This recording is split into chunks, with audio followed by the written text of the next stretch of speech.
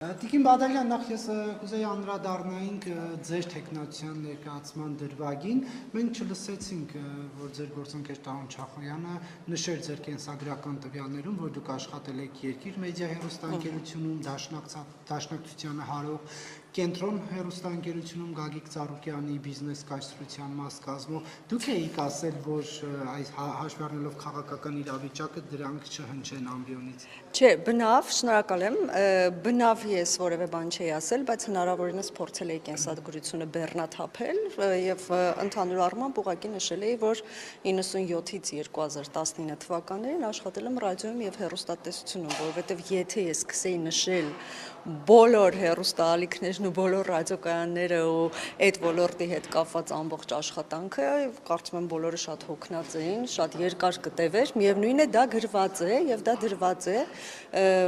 ազգային ժողովի կայքում, բայց առողջապահության հետ առանձնապես դա կապ չուներ եւ այդ մասով ես նպատակահարմար գտա ուղղակի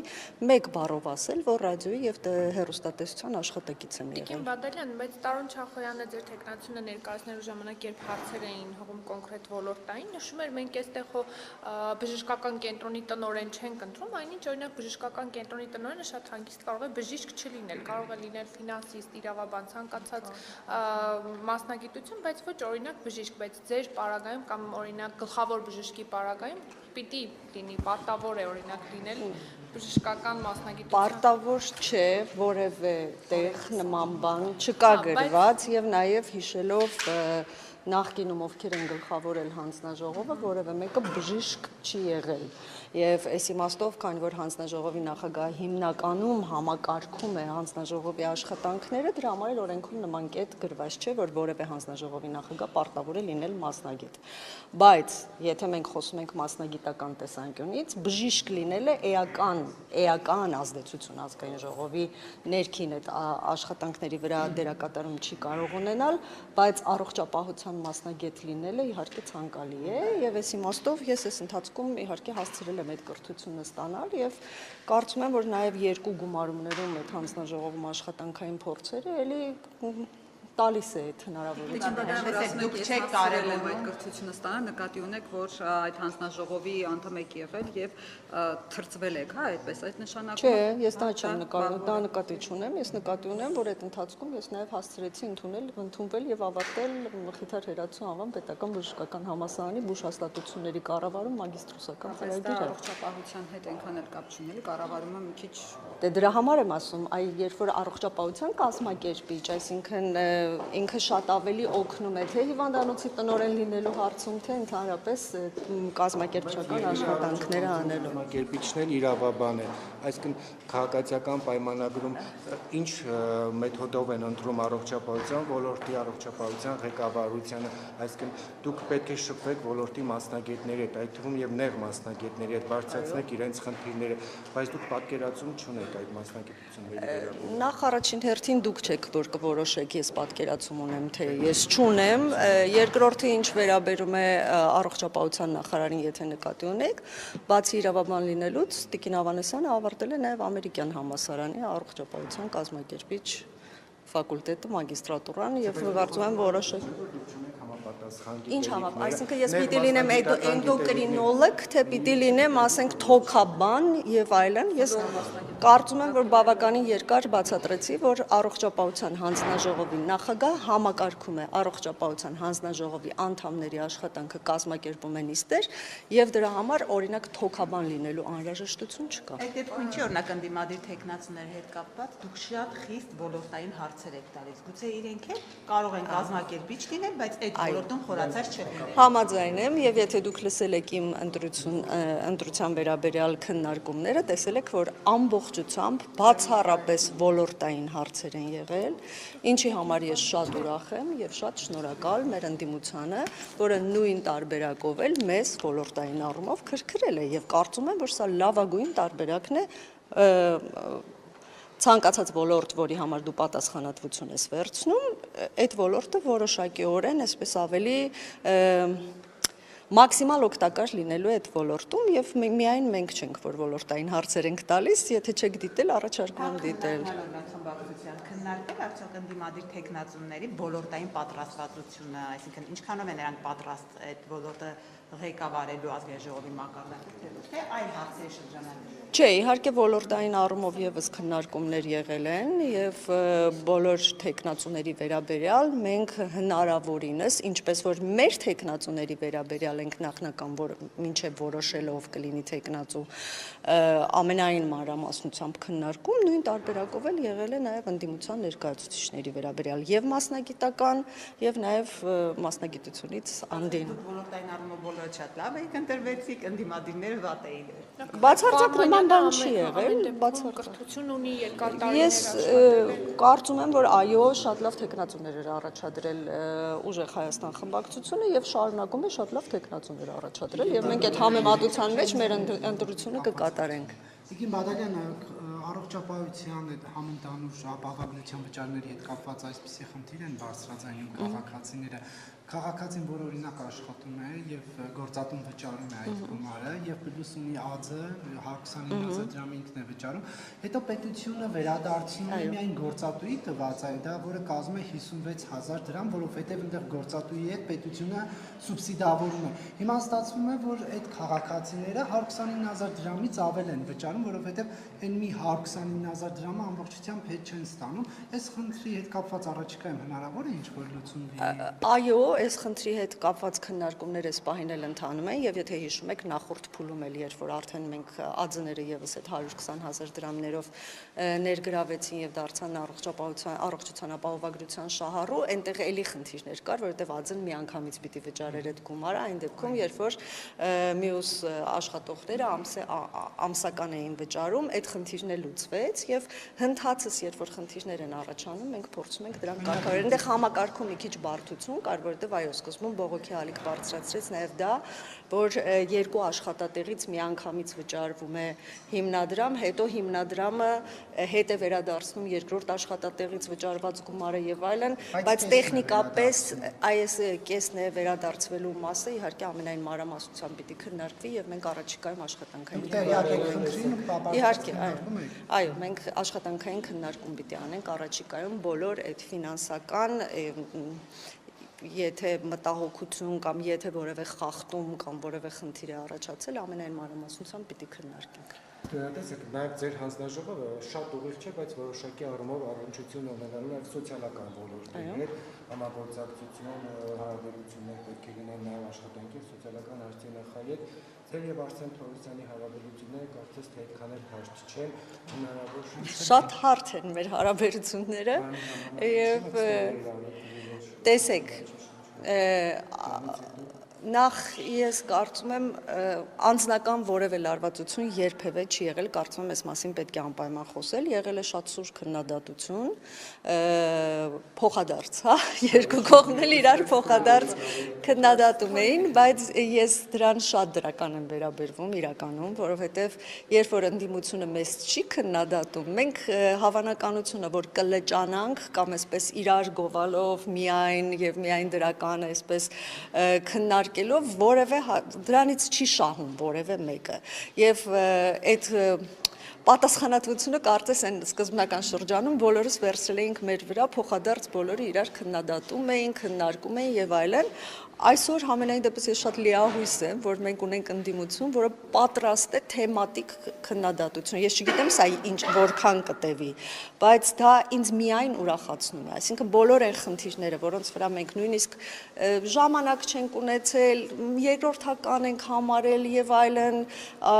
ավելի այսպես մեծ խնդիրների վրա ենք կենտրոնացել, ես այսօր նկատում եմ 9-րդ գումարման ազգային ժողովում 8-ում նման բան չի եղել, եթե հիշում եք, նրանք խոշորացույցով բոլոր խնդիրները վերհանում են եւ այդ խնդիրների շուրջ քննարկում են մեզ այդ կազմակերպում, այս դեպքում մենք իրար ընդդիմություն ներկայանալու կարիք այլևս չունենք, մենք պիտի ընդհակառակը միավորվենք եւ փորձենք եւ ընդդիմության հարցերին պատասխանել եւ վերհանած խնդիրները, որոնց մեջ լինում են նաեւ օբյեկտիվ խնդիրներ, զբաղվենք դրանց լուծմամբ։ Այնպես որ այստեղ անձնական լարվածություն առանձնապես չի եղել, այո, առողջապահության եւ սոցիալական ոլորտները խաչվում են,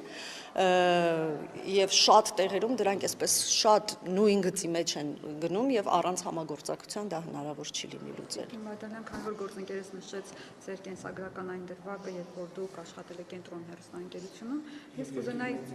Երկիր մեդիայի պահես։ Ես հպարտանում եմ այդ դրվագներով, ես բնավ չունեմ խնդիր, օրինակ ինձ շատ ավելի ցավացրել է, երբ որ ես տեսել եմ, որ 19-20 հատկապես թվականից հետո օրինակ կենտրոն հեռուստաընկերությունը ինձ հետ կապված ամբողջ այդ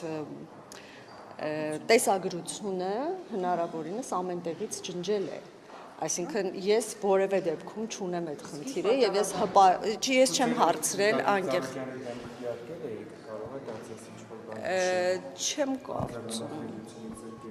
չեմ կարծում, բայց ես նաեւ կարծում եմ, որ տեսեք, ուրեմն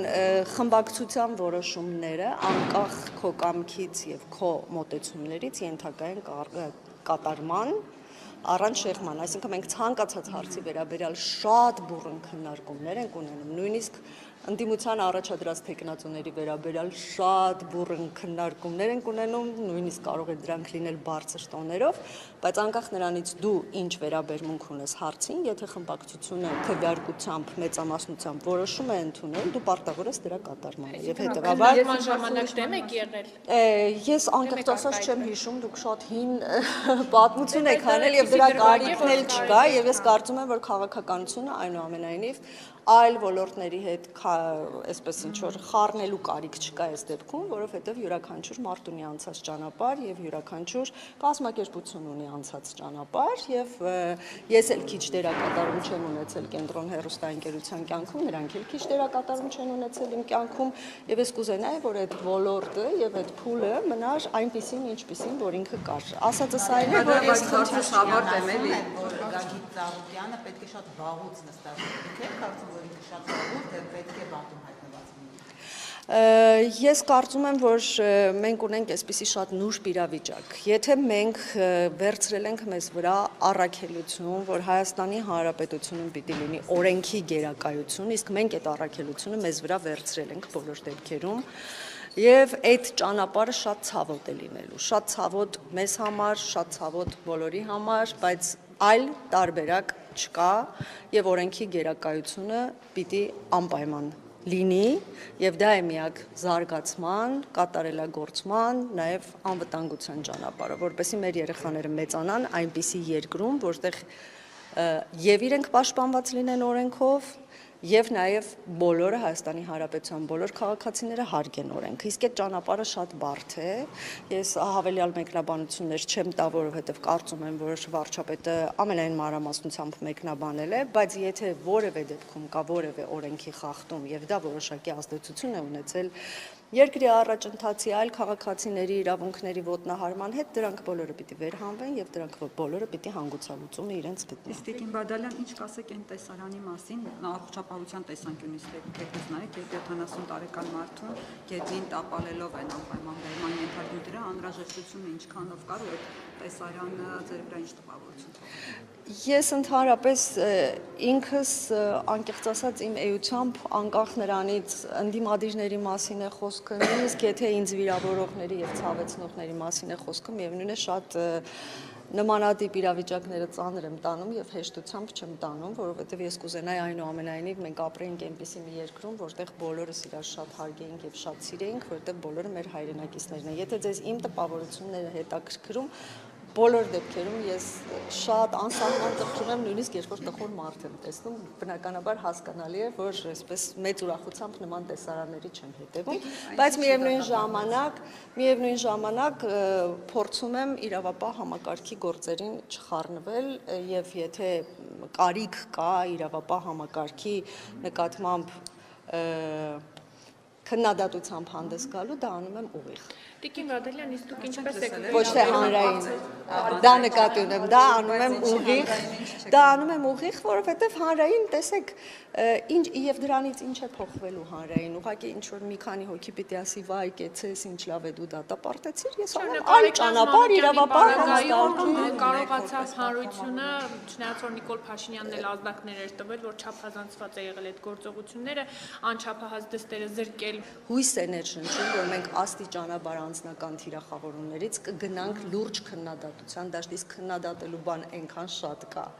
Իրոք պետք է կենտրոնանալ այդ քննադատությունների վրա, եթե դու ուզում ես որևէ հանրությանը օգուտ տալ, ինչ վերաբերում է տիկին Արեգնաս Մանուկյանին, ապա ես կարծում եմ, որ մեր խմբակցության շատ պատգամավորներ եւ հատկապես կանայք այդ հարցով էլի առանց հանրային հնչեղության կամ հանրային ցույց տալու այս ընթացքում բավականին շատ Դուք աշխատանք քննադատում եք, որ քաղաքական նպատակահարմարությունից ելնելով Բուշ հաստատության աշխատակցին, որը նաև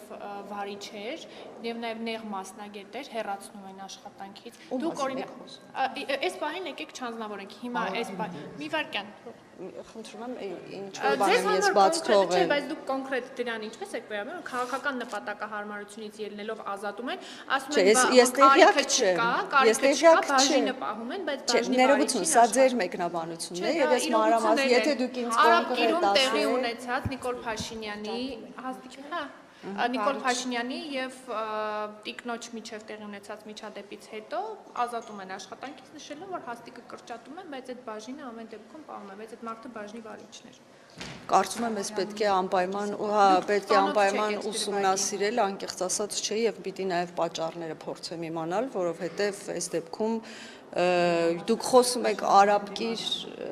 բժշկական կենտրոնի մասին, պոլիկլինիկայի, պոլիկլինիկայի մասին եք, տեսեք, չեմ տիրապետում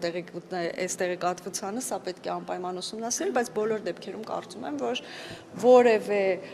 բժիշկները նախ հատկապես առողջապահական համակարգի չնայած բոլոր աշխատակիցները,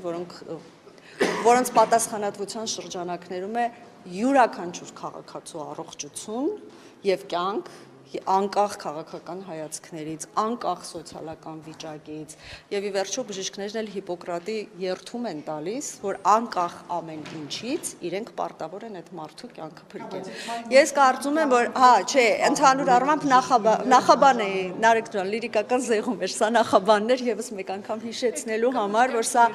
այն մասնագիտությունն է, որտեղ որ դու իրավունք չունես տարբերություն դնելու, թե ով է քո բուժառուն եւ զբաղվել նրա բուժմամբ անպայման։ Բայց ես հուսով եմ, որ մենք կհասնենք այնպիսի մի իրավիճակի, որտեղ յուրաքանչյուր մարդ կկայանա եւ կկատարելագործվի իր մասնագիտության մեջ եւ քաղաքական կարող է իհարկե ունենալ նաև քաղաքական հայացքներ, բայց եթե մենք խոսում ենք առողջապահության համակարգի աշխատակիցների մասին, ապա նրանց համար շատ ավելի կարևոր է մարդկային կյանքերը եւ մարդու առողջությունը պիտի լինի։ Այլ չեմ տիրապետում մանրամասն։ Մարդու իրավունքների պաշտպանության եւ հանրային հարցերի մշտական հանձնաժողովի տեխնացու Տիկին Լիլիթ Գալստյանի տեխնացությանը, բայց ընդդիմության մյուս 3 տեխնացուներին փաստորեն դեմ քվեարկեցիք, հետաքրքիր է Տիկին Մանևյան, ինչ սկզբունքով եք կողմ քվեարկել Տիկին Գալստյանի անցած ուղին, պատգամավորական գործունեությունը, երկարատև պրոֆեսիոնալիզմը, այլ համավարակ։ Անկեղծ ասած դժվարանում եմ պատասխանել ձեր հարցին, որովհետև մենք այս հարցի վերաբերյալ շատ տարբեր կարծիքներ ենք ունեցել, երևի ես ավելի հեշտությամբ կպատասխանեի ձեր հարցին, եթե Տիկին Գալստյանը առաջադրված լիներ կրթության, գիտության, մշակույթի եւ սպորտի հարցերով հանձնաժողովի նախագահի, պաշտոնում եւ լիներ այդ հանձնաժողովի տեխնացուն, որովհետև այնուամենայնիվ օրինակ անձամբ ինձ համար խնդրահարույց է Հայաստան դաշինքի որևէ անդամի մարդու իրավունքների պաշտպանության հանձնաժողովում առաջադրված լինելը, եթե ձեզ հետաքրքիր է, իմ տեսակետն է սա, որովհետև խմբակցությունը իր տեսակետը արդեն հայտնել է եւ մենք քվեարկությունը արել ենք, որովհետև իմ կարծիքով այն քաղաքական թիմը, այն պատգամավորները անձամբ, որոնք որ փողոցներում ես չեմ խոսում այն մնացած հալածանքների մասին, այսպես ասած, որ մեզ ենթարկում էին, բայց հայտարարում էին եւ ժողովրդին ուղղորդում էին, որպեսզի մեր տներից վզից բռնած իրենց բարերով եմ ասում, քաշ տալով բերեին ազգային ժողով, այսինքն իրենք խախտում էին մեր իրավունքները որպես Հայաստանի Հանրապետության քաղաքացի եւ ստիպեին մեզ ինչ գնով էլ լինի ստիպեին մեզ, որպեսզի մենք ստորագրենք այն ժամանակ impeachment-ի գործընթաց էին ուզում սկսել դրա տակ, այսինքն հաշվի չառնելով իմ քաղաքական մոտեցումները, հայացքները, ընդհանրապես ես որպես մայր կամ բոլորինը, ես կարծում եմ, որ ինձ համար խնդրահարույց է մարդու իրավունքները։ Բայց բոլորը մեր թիմակիցները նման բան չեն արել եւ այդ մեծ բազմա 100,000-ավոր մարդկանց մեջ եղել են ինչ որ խմբեր, որոնք նման անթույլատրելի վարքագիծ են ցուցաբերել, որը մենք դատապարտում ենք 8 տարի անընդմեջ, 8 տարի։ Եվ հետևաբար, այստեղ մարդու իրավունքների մասով, օրինակ, ես խնդիր տեսել եմ այս հարցում, բայց խմբակցությունը որոշում է ընդունել։ Ռոբերտ Քոչարյանի թիմի անդամ պետք է իր ելույթի նախաբանը սկսեր իր քաղաքական հաստատի ներողություն խնդրելով, օրը, այո, իրավունքի ազատությունների խախտումների մասին ներողություն խնդրելով գոնե։ Այո, բայց մենք ականատես չեղանք նման։ Ես դրա համար եմ ասում, այնուամենայնիվ խնդիրներ կային, բայց ազգային ժողովը,